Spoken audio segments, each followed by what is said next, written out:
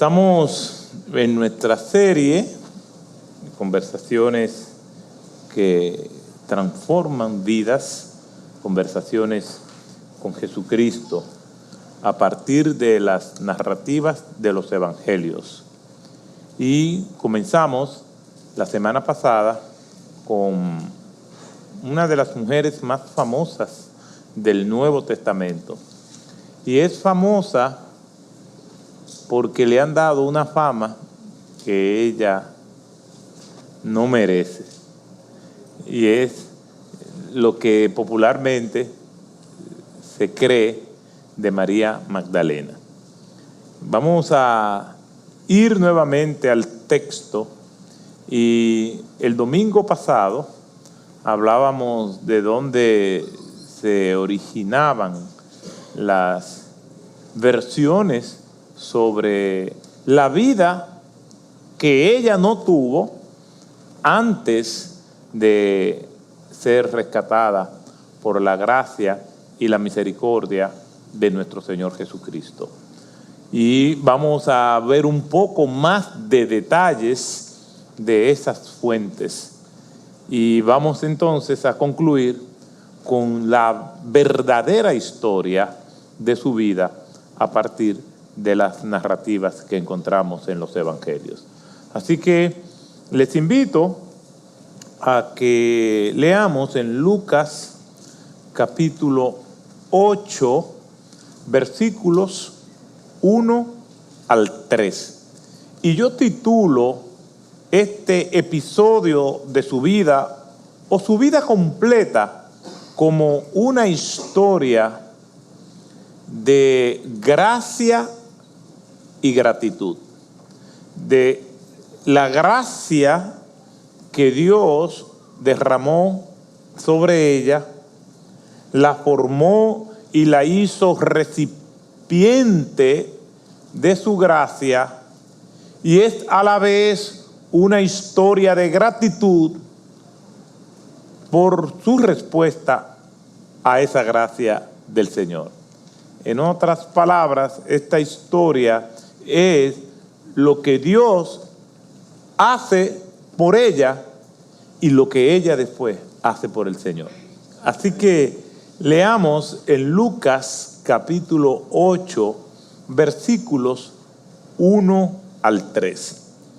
Y poco después, él comenzó a recorrer las ciudades y aldeas, proclamando y anunciando las buenas nuevas del reino de Dios. Con él iban los 12, y también algunas mujeres que habían sido sanadas de espíritus malos y enfermedades. María, llamada Magdalena, de la que habían salido 7 demonios, y Juana, mujer de Chuza, intendente o mayordomo de Herodes, y Susana, y muchas otras que de sus bienes personales contribuían al sostenimiento de ellos. El Señor añada bendición a tu palabra. Gracias, Señor. Podemos ir a tu palabra esperando siempre que tú nos hables por medio de ella. Ayúdame a ser fiel a tu palabra, comunicarla con claridad y todos aplicarla a nuestras vidas sin dilación. En el nombre de Jesús. Amén. De María Magdalena, por la entrega anterior, o María de Magdala o Magdalá, sabemos ya que el oficio que dicen que popularmente ella tenía, ese oficio tan antiguo del intercambio de la carne por prebendas, no era tal, porque no tiene ningún respaldo en las narrativas bíblicas. También podemos ver que su apellido viene de la región donde ella vivía o donde ella había nacido, como era normal en aquella época. Jesús de Nazaret, José de Arimatea, María Magdalena. Normalmente se identificaba a las personas también con la región de donde prevenían. Esta región de Magdala o Magdala estaba a orillas del mar de Galilea, próximo a Capernaum, ahí en la región de Tiberias.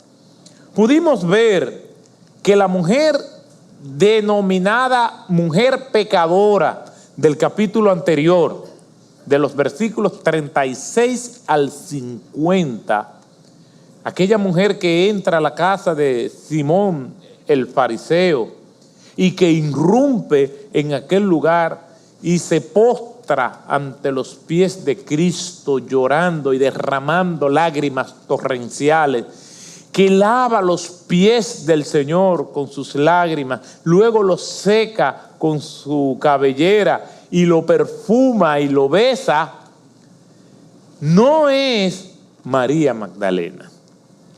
De hecho, el término pecadora es simplemente una mujer que estaba entregada al pecado y que algunos conectan con María Magdalena.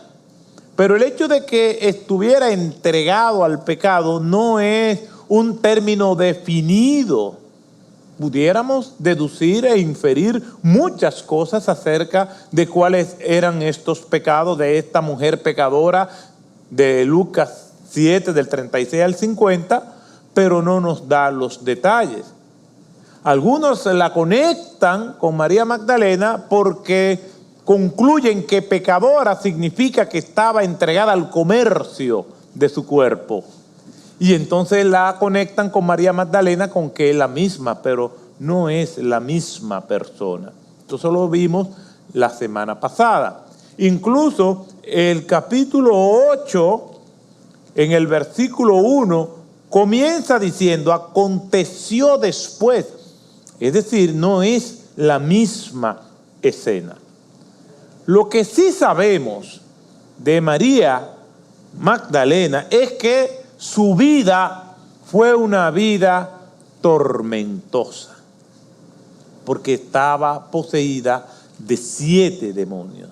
Su vida fue una vida inquieta, una vida llena de sobresaltos, como es el perfil de las personas que tienen este tipo de condición, donde no hay mecanismo humano para poder sacar a una persona que esté en esas circunstancias.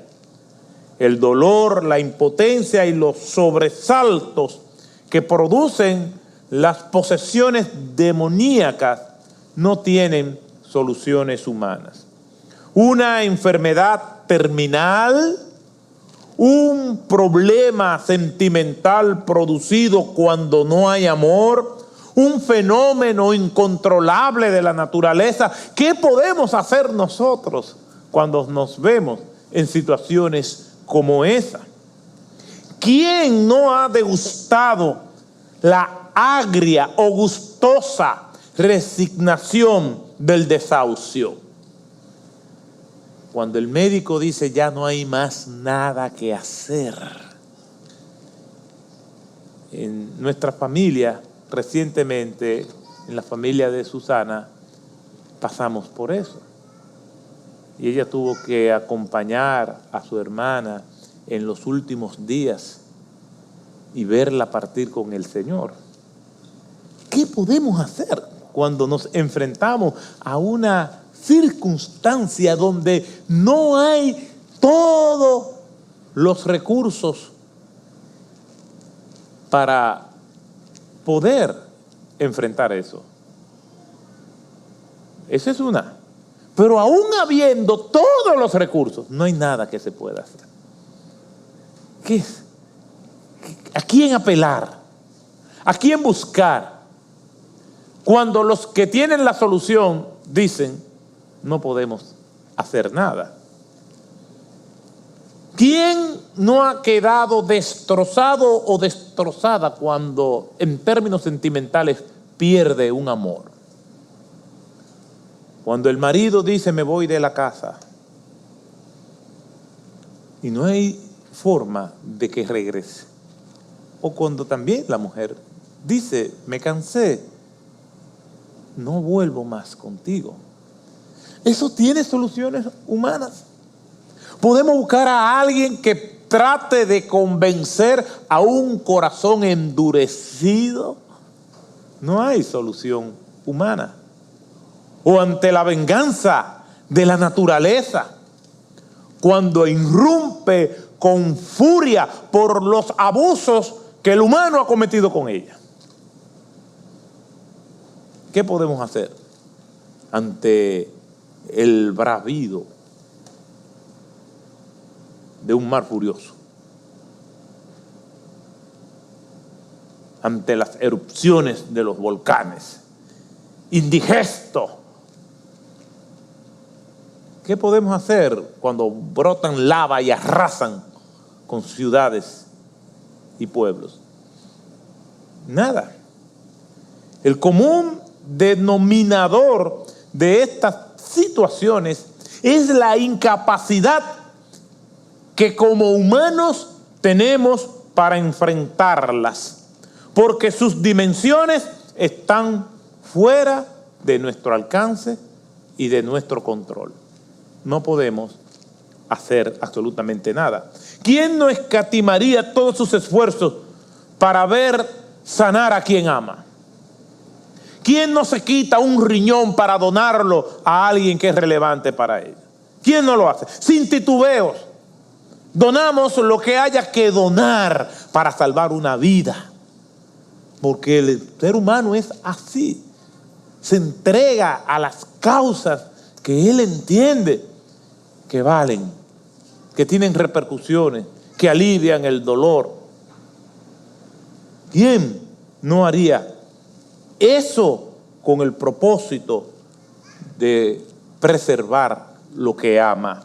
¿Quién no sería capaz de arrastrarse por las cunetas de la vida para preservar un amor que ya está cansado de soportar, pero aquella o aquel quiere retenerlo? Hay situaciones que nos dejan inertes y a merced y voluntad de la providencia, porque no podemos hacer nada. Solamente decimos que sea la voluntad de Dios. María Magdalena y otros tantos que enfrentaban la misma situación estaban así, a merced y voluntad de la soberanía del Señor. Perturbada demoníacamente, no había soluciones de este lado del sol para ella. Por eso se resalta María Magdalena, de la que habían salido 7 demonios. No había médicos, sacerdotes, magos ni encantadores que pudieran darle alivio a su reseca alma. No había forma. Cuando leemos su vida antes de ser discípulo, los narradores de las crónicas de los evangelios resaltan María Magdalena, de la que había salido 7 demonios. Lo dice Lucas ahí en ese capítulo 8, versículo 2, y lo dice Marcos en el capítulo 16, verso 9, cuando ella fue a visitar la tumba de Jesucristo. Vuelve y lo dice, y María Magdalena. Era suficiente, pero se le añade de la que había salido 7 demonios para entender la condición desesperanzadora, catastrófica, agonizante y desastrosa en la que ella se encontraba. Ya nosotros vimos que esta condición lleva a las personas al aislamiento, al ostracismo, a ser ermitaños. La gente los rechaza, no quiere saber de ellos, le tienen miedo, lo ven como una maldición, lo ven como alguien que no merece estar insertado en la vida normal compartiendo con los demás. Muchas veces porque no son manejables, lo cual lo lleva a ser personas antisociales. Si bien es cierto que no todo es demonios, como lo vimos la semana pasada, personas que todo gira en torno a lo que es demoníaco y para todo hay un demonio y todo es demonio y todo es el diablo y todo se lo pegan al diablo. Y hay predicadores que hablan más del diablo que de Jesucristo y todo es el diablo y que muchacho el diablo y que esta mujer del diablo y todo es del diablo. En el otro extremo está que todo es psicológico, que todo se resuelve con una pastilla, con un tratamiento, con un médico. Y el gran reto que tenemos nosotros, los cristianos, es ver el balance que una perspectiva bíblica correcta nos presenta. Amén. Tener que ir a la Escritura y ver las cosas como la palabra se presentan. Y lo cierto es que el mundo de los demonios es real, pero no todo es demonio. Tenemos que pedirle al Señor sabiduría para ver las cosas como son. ¿Cómo se manifiestan estos seres? Bueno, con perturbación mental, pero no todo el que tiene una perturbación mental es que está endemoniado. Aunque ande desnudo, aunque esté sucio, aunque tenga una apariencia como si fuera un deambulante, no quiere decir que esté endemoniado. He conocido personas que la han tratado como endemoniado y cuando van donde un psiquiatra, estas personas ya están normales. Significa que no estaba endemoniado, que tenía un problema mental, porque si hubiese estado endemoniado, no responde con tratamientos psiquiátricos. Responde con oración y responde con ayuno, con el poder que viene de lo alto. Pero hay muchas perturbaciones mentales que son asuntos demoníacos. Mire un caso, primer libro de Samuel, capítulo 16, verso 14. Y el Espíritu del Señor se apartó de Saúl. ¿Recuerdan al rey Saúl? Se apartó de Saúl por no ser íntegro. El ministerio del Espíritu Santo, antes del día del Pentecostés de Hechos, capítulo 2, era un ministerio intermitente. Porque el Espíritu Santo no había sido derramado sobre toda carne que confiesa a Cristo como el Señor y Salvador de su vida. Que fue la profecía del profeta Joel en el capítulo 2, que es lo que menciona Pedro en su primer sermón. Cuando se para en el aposento alto y dice, estos no están ebrios porque apenas son las 9 de la mañana. Esto es para que se cumpliera lo dicho por el profeta Joel. En los postreros tiempos derramaré mi espíritu sobre toda carne, para justificar cómo ellos hablaron en lenguas y cómo había llama de fuego sobre sus cabezas.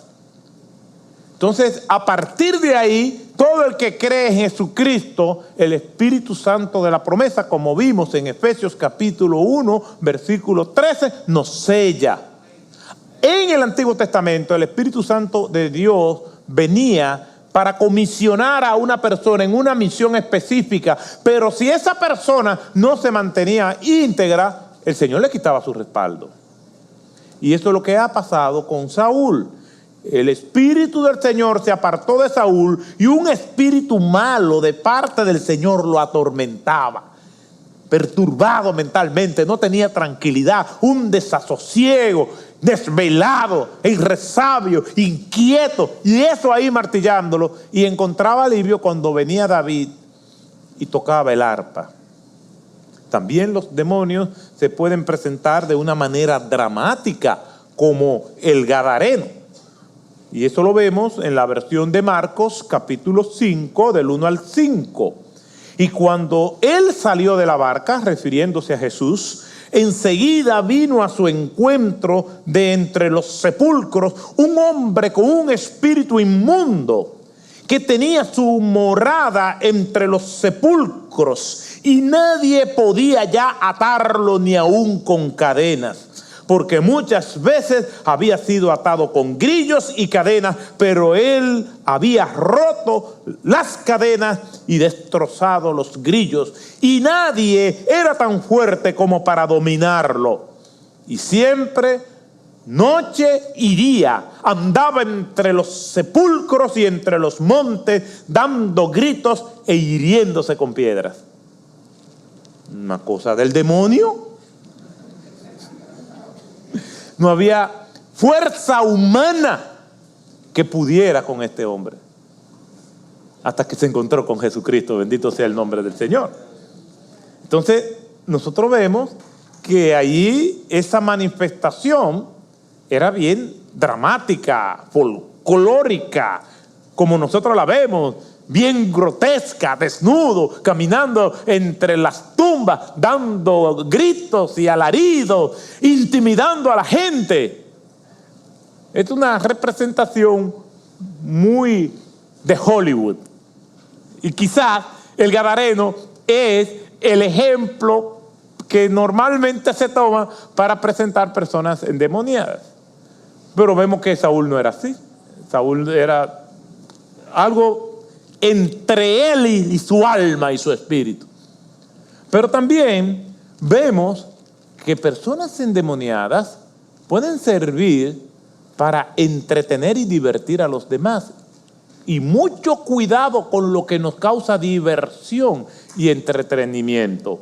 Mire lo que dice Hechos capítulo 16, versículo 18.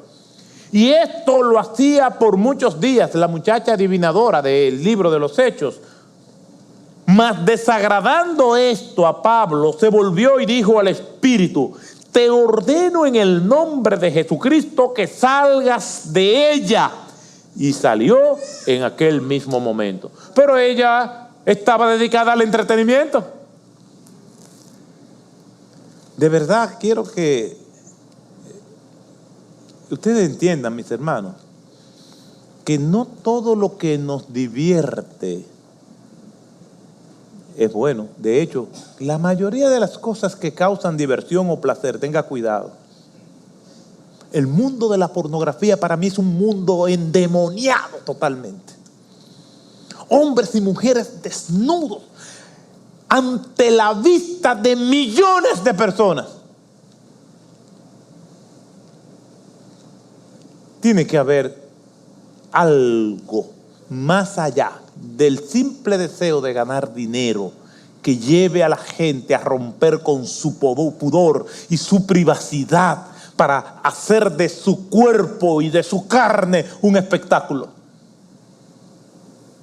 Y aquí vemos a esta muchacha adivinadora y entreteniendo, y eran demonios. Por eso tenga cuidado con lo que usted ve o con lo que yo veo que nos causa diversión. Pero también se puede manifestar con enfermedades. Aunque aclaramos que no todas las enfermedades son demonios, hay enfermedades que son causadas por demonios. Mateo capítulo 9, versículo 33. Y al salir ellos de allí, he aquí le trajeron un mudo endemoniado.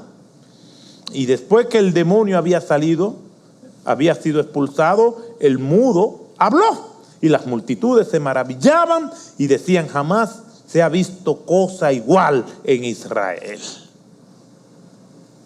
Y yo pongo estos ejemplos para que veamos la condición en que se encontraba María Magdalena. Todo esto nos da una idea cómo era la vida de aquella mujer.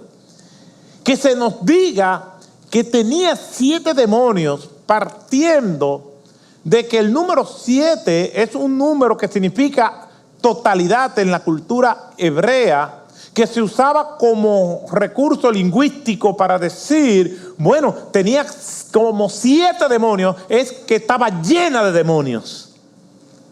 Pero también nos puede dar una idea, según los ejemplos que les he dado. hablando de Saúl, hablando del Gadareno, hablando de la muchacha adivinadora, que pudiera ser que tuviera demonios que la llevara a ella a diferentes patrones de conductas. ¿Por qué? Porque los demonios no siempre se manifiestan de la misma manera. Un día se visten de frac, muy formal, y otros días se visten de arrabal. Y aquí nosotros lo hemos visto. No sabemos, en el caso de ella, si era que estaba llena de demonios, adoptando distintos comportamientos, o simplemente su vida estaba bajo el dominio total de Satanás, pero que el Señor tuvo misericordia de ella. Los demonios no pueden poseer a los cristianos porque somos propiedad de Cristo. Y del espíritu inmundo que sale, del cual hablábamos la semana pasada, dice: volveré a mi casa, y dice que la encuentra desocupada. Es una persona que se autorregenera, pero no se llena del Espíritu del Señor. No viene a una conversión. Nosotros hemos sido rescatados de las garras del mal y nosotros ahora somos templos del Espíritu Santo y nuestra vida está ocupada y controlada por nuestro Señor Jesucristo. Ahora, de María Magdalena se han dicho todas estas versiones. Y como les dije al principio, vamos a ver cuáles son esas versiones. La primera de ellas viene de un supuesto evangelio de María, que todos infieren que es María Magdalena a la que se refiere ese material. Ese material apareció en el primer siglo y aparecieron otros fragmentos en el segundo siglo. Es un material apócrifo, es decir, falso. Los padres de la iglesia no lo consideraron un material fidedigno. Y ese evangelio históricamente tiene valor. Y le voy a explicar dónde está el valor de ese material. Al igual que el evangelio de Judas, también tienen valores históricos. ¿Por qué tienen valores históricos? No por el mensaje, no por su contenido, sino como documento. Porque ciertamente es antiquísimo. Están en papiros. Y el hecho de encontrar un manuscrito como el Evangelio de Judas del segundo siglo en papiro, que es un material perecedero, y todos los que han estudiado historia universal saben que el papiro pues se hacía de juncos que se pegaban, se ponían a secar y sobre ellos se escribía, pero que la tecnología pues fue avanzando y se sustituyeron los papiros por los pergaminos, cuya ciudad que mayor producía pergamino era la ciudad de Pérgamo, de ahí viene el nombre. Y los pergaminos eran pieles de cabras que se ponían a secar y todavía encontramos muchos pergaminos porque eran menos perecederos. Entonces, el valor de esos documentos falsos, apócrifos, es el valor histórico de encontrarse, aunque el mensaje sea erróneo y no compagine con el mensaje bíblico, encontrarse con un material en papiro de por sí es fascinante, aunque su contenido no tenga valor canónico. Entonces, este evangelio de María, que se le infiere la relación a María Magdalena, pues es un material que muchos han tomado para darle credibilidad. Ahora, los historiadores serios, y no estoy hablando de historiadores cristianos, serios, no le dan valor canónico a lo que dice el Evangelio de María. ¿Por qué? Porque esos fueron documentos escritos por un grupo enemigo de la fe que se llamaron los gnósticos.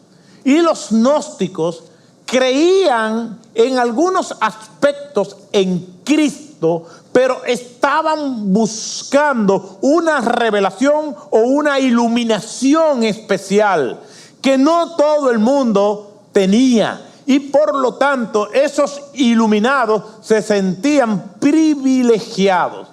Además, los gnósticos veían la carne como mala por la influencia platónica y buscaban solamente alimentar el espíritu.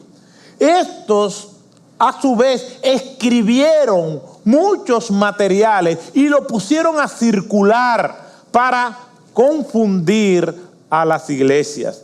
Por ejemplo, el libro de Colosenses o la epístola del apóstol Pablo a los colosenses está escrita para combatir las influencias del gnosticismo en la iglesia de Colosas. Y por eso que nosotros vemos que en el capítulo 2 el apóstol Pablo le dice a esos hermanos: nosotros estamos completos en Cristo. Nosotros no necesitamos buscar más revelaciones, no necesitamos buscar mensajes ocultos, no tenemos que incurrir en esa religiosidad de misterio. Nosotros estamos llenos y completos en Cristo. Punto. ¿Por qué? Porque en el gnosticismo se promueve esa búsqueda esotérica de lo oculto. Y el apóstol Pablo combate esas enseñanzas.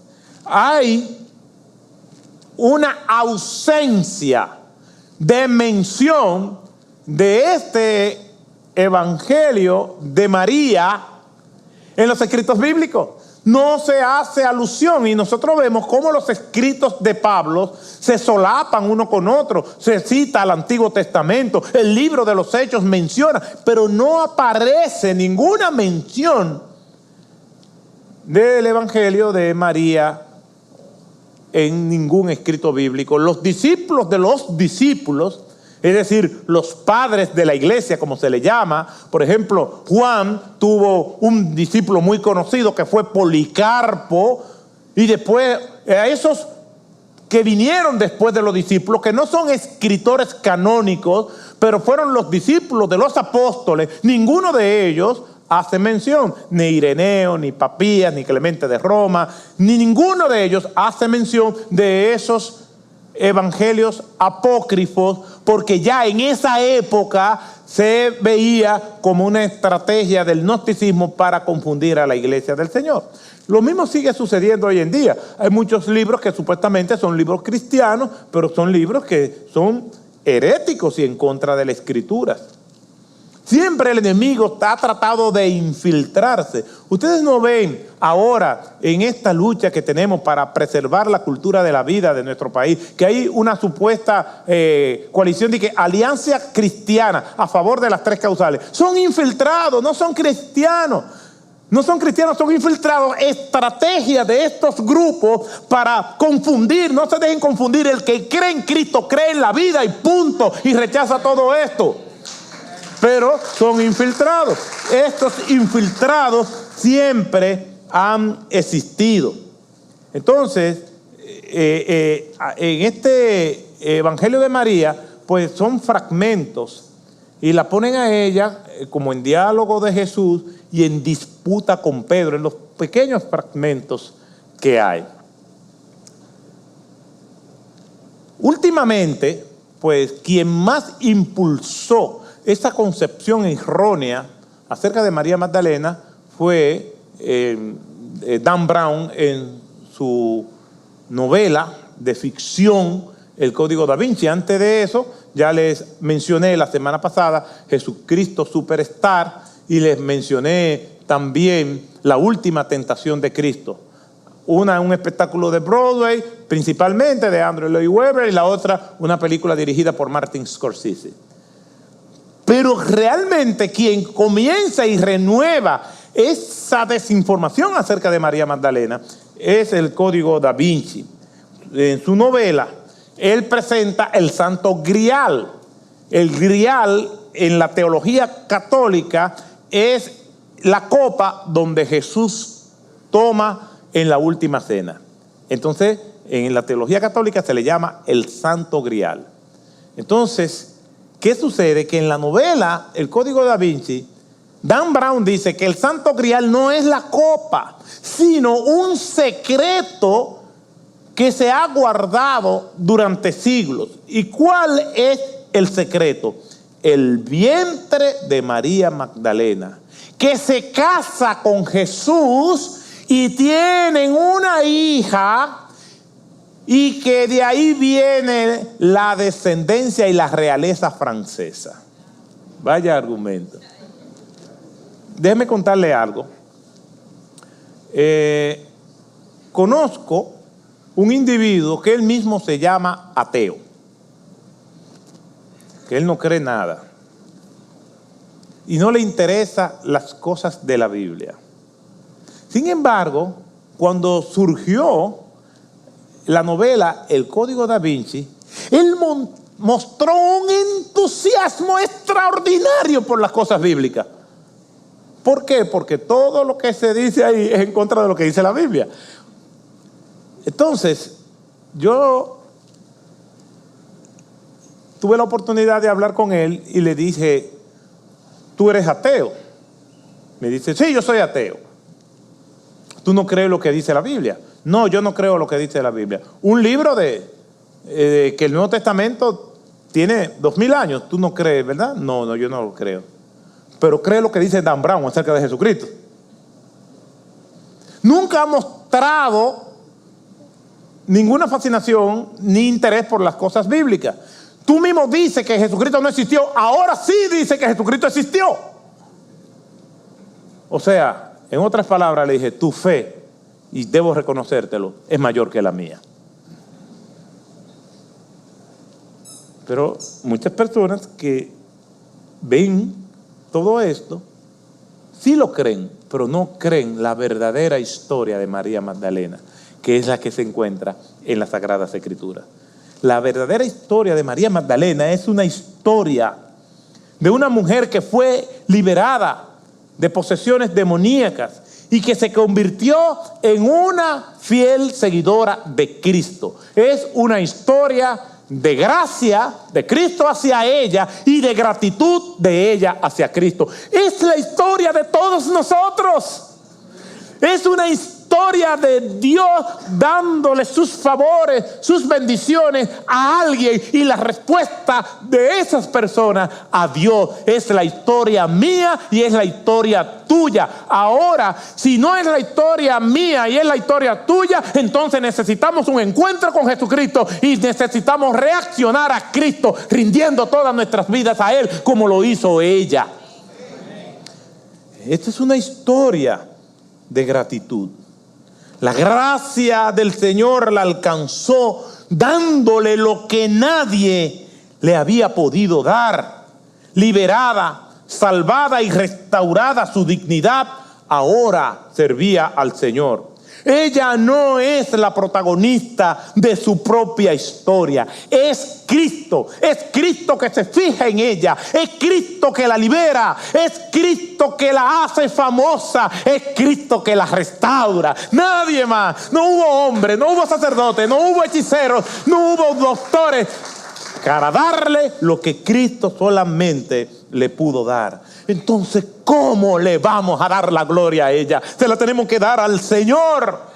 Es una historia de gracia. Es la historia tuya. Si realmente eres creyente, si verdaderamente eres discípulo del Señor, es porque el Señor derramó su gracia sobre ti, dándote lo que nadie te puede dar: la salvación de tu alma. Puede tener a París de rodillas, puede tener todas las luces siguiéndote, puede ser famoso, pero si no tiene a Cristo no tiene nada. Porque la salvación del alma solamente la da el Señor. Es una historia de gracia. Es una historia de gracia, de Cristo que se fijó compasivamente en ella y la encausa por el camino de la restauración, bendiciendo su vida con salvación, con plenitud y con propósito. Es la historia de todo aquel que es un seguidor o seguidora de Cristo. Pero también es una historia de gratitud. Su liberación no fue su meta, sino vivir para Cristo. Hay personas que ven la salvación como la meta. Ya soy salvo y ya no. Somos salvados para servir. Somos bendecidos para bendecir. Somos llevados al reino del Señor para vivir con propósito. Y el único propósito es servir a Cristo. Amén. Póngase a pensar cómo usted está sirviendo a Cristo. ¿Cómo está su tiempo con el Señor? ¿Cómo están sus recursos económicos con el Señor? ¿Son intermitentes o son permanentes y con pasión, llenos de fe, esperando en el Señor? ¿O usted es un consumidor que se beneficia de Cristo, pero no da nada a cambio? La única manera de servir al Señor conforme a como Él quiere es entregando su vida al servicio, tal y como lo hizo María Magdalena. Su vida es notable, no por lo que ella era, sino también por lo que fue por Cristo Jesús. No debemos ser consumidores. Y hay personas que se benefician de la gracia. Cada día es una bendición de la gracia del Señor. Se benefician de la misericordia del Señor. Y el Señor le colma de favores. Y el Señor le protege. Y el Señor le guía. Y el Señor le provee. Y el Señor lo cuida. Pero no dan nada a cambio. Todo es para ellos. Todo para ellos. Una ñoñería para servir al Señor. Que hoy no me congrego. Que no doy aquello. Que tengo cuidado. Que me ofendieron. Y siempre hay una excusa para no servir a Cristo. El que está consciente que verdaderamente Cristo lo salvó, lo único que tiene toda su vida y se rinde por completo a Él, sin reparo, sin regateo, sin excusa, porque está agradecido. El que está consciente de la gracia se entrega por completo. Si no, tendrá que darle cuenta a Dios. Yo he visto a tantas personas haciendo planes en el lecho de su muerte. He escuchado tanta gente que dicen: cuando yo me levante de esta cama, usted verá, pastor.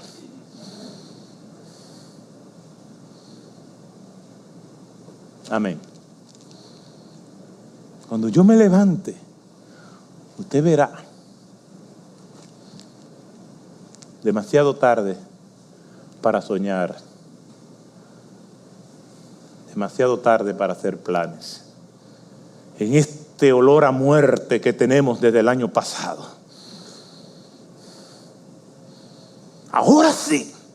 El Señor me ha enseñado tanto, me dicen en el lecho. El Señor me ha mostrado tanto. Deje que yo me pare de aquí para que usted vea, pastor. ¿Por qué esperar ese momento? En términos de perdición, María Magdalena, de la que salieron 7 demonios, y tú o yo, que teníamos vidas morales muy aceptables ante la sociedad, estábamos en las mismas condiciones. Es una historia de gratitud. Vemos a María Magdalena en episodios muy importantes de la vida de Cristo. Aquí hay una lista. Es larga, pero voy a ser breve para terminar. Estuvo al pie de la cruz junto a la madre de Cristo y otras mujeres. Marcos 15:40. ¿Dónde estaban los hombres? Pero ahí estaban las mujeres. Entre ellas María Magdalena. Estuvo en la tumba porque vio cuando José de Arimatea enterró el cuerpo del Señor. Mateo 27:61, Marcos 15:47 y Lucas 23:55. Fue de las que prepararon especias aromáticas y la trajeron al sepulcro. Lucas 24:1. Fue la primera persona que vio al Señor después de la resurrección. Qué tremendo privilegio. Apareció primeramente a María Magdalena. Dice Marcos 16:9. Fue la primera. Una entrega. ¿Quiere primicias del Señor? ¿Quiere privilegios? Sirve a Cristo. Sin reparos, sin regateos. Y hay personas que están sirviendo al Señor, pero es condicional. Un servicio condicional. Yo le sirvo, sí. Yo le sirvo, pero me hicieron tal cosa. Yo le sirvo. No, es una entrega total. En una cultura patriarcal, donde las mujeres eran mal vistas, el Señor rompe con eso y a ella no le importa y le sacan beneficios. Se había puesto a llorar junto al sepulcro cuando 2 ángeles con vestiduras blancas le preguntaron la razón de sus lágrimas. Ella contestó: porque se han llevado a mi Señor y no sé dónde le han puesto. Entonces, dice la Biblia, en Juan 20:15, se volvió a Jesús, pero sin conocerle a pensando que era el jardinero del huerto, le dijo: Señor, si tú lo has llevado, dime dónde lo han puesto y yo lo llevaré otra vez a la tumba. Pasaron 3 días, ya un cadáver, ¿verdad? En términos normales, en proceso de composición, no me importa, yo lo tomo y lo llevo donde debe de estar. Fue la primera en dar las noticias buenas de la resurrección del Señor. Juan 20, del 11 al 16. María Magdalena siempre siguió a Jesús en compañía de los discípulos y de otras mujeres. Todas las menciones que nosotros vemos de María Magdalena siempre está o en compañía de los discípulos o de otras mujeres. Y la única ocasión que María estuvo sola con Jesús fue en ese momento. Y cuando quiso aferrarse a él, le dijo: no me toques. La delicadeza de nuestro Señor Jesucristo con las mujeres. Estamos solos, no me toques. La palabra toques no es que ella lo tocó, es que se aferró a él, lo abrazó. La emoción es normal. Y en estos tiempos de pandemia, los hermanos de seguridad me dicen: pastor, usted está abrazando mucho porque uno, ay, qué bueno que está aquí, es verdad que hay pandemia. Y se despega uno cuando se recuerda a eso. Pero en la emoción vio a Cristo, contrario a los discípulos que lo confundieron con un fantasma. Ella se aferró a él. Y Jesús le dijo, versículo 17: suéltame, porque todavía no he subido al Padre. Pero ve a mis hermanos y dile: subo a mi Padre y a vuestro Padre, a mi Dios y a vuestro Dios. Ve y dile: subo a mi Padre. ¿Sabe lo que le está diciendo a María Magdalena? Suéltame, no soy tuyo, soy del Padre. Y en este sentido, esta es una historia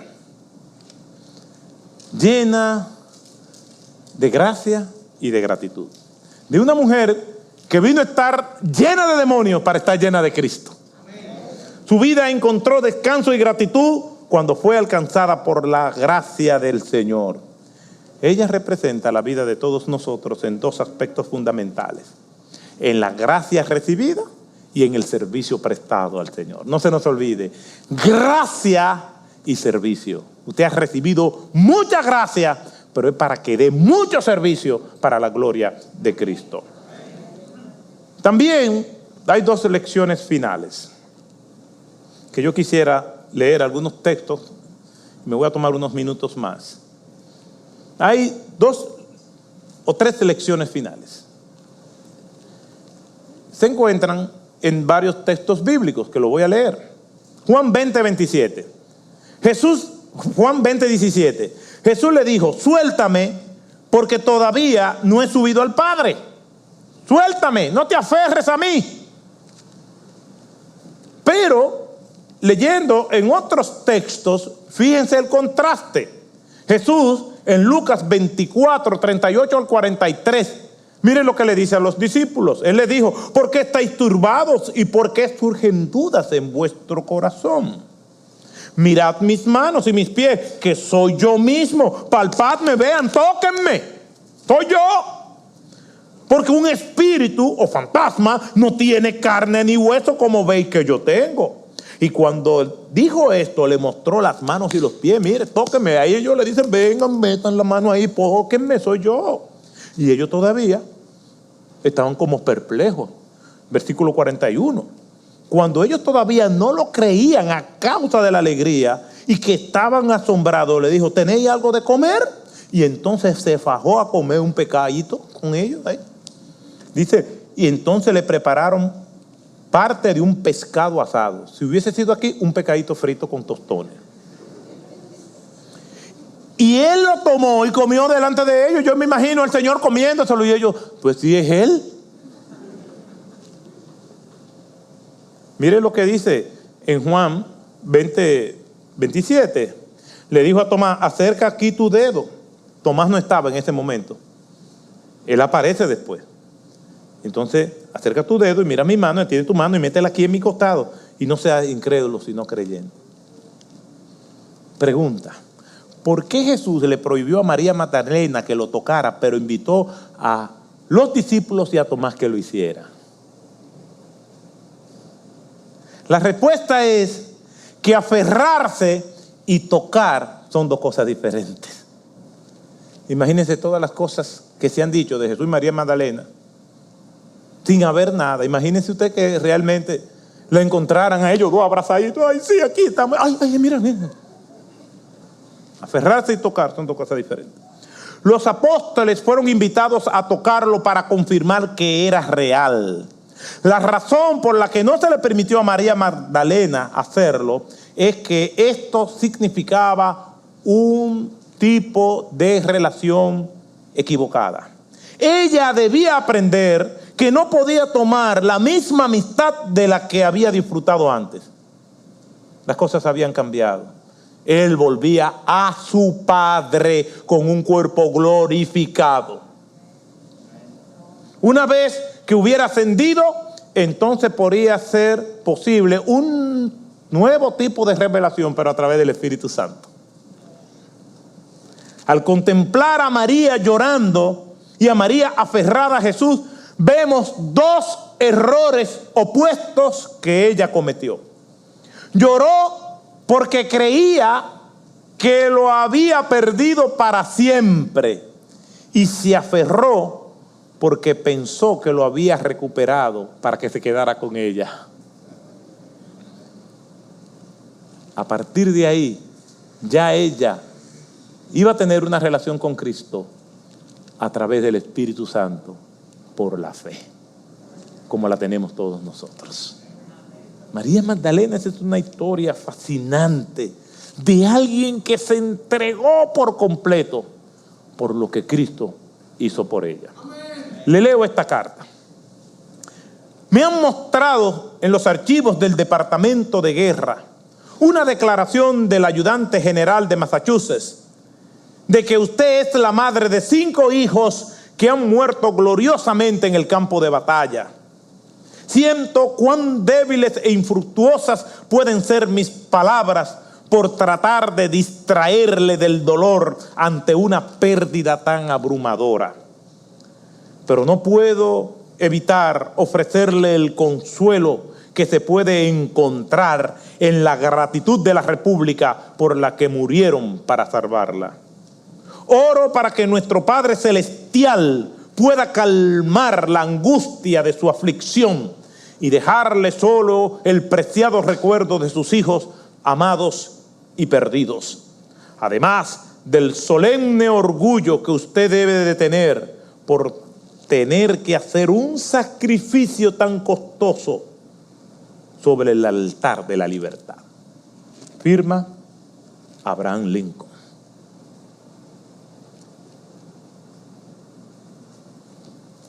Debemos vivir conforme al sacrificio que Cristo hizo por nosotros.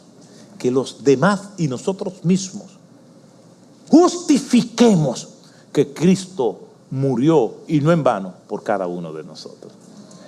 Por eso cada uno tendrá que darle cuenta a él mismo.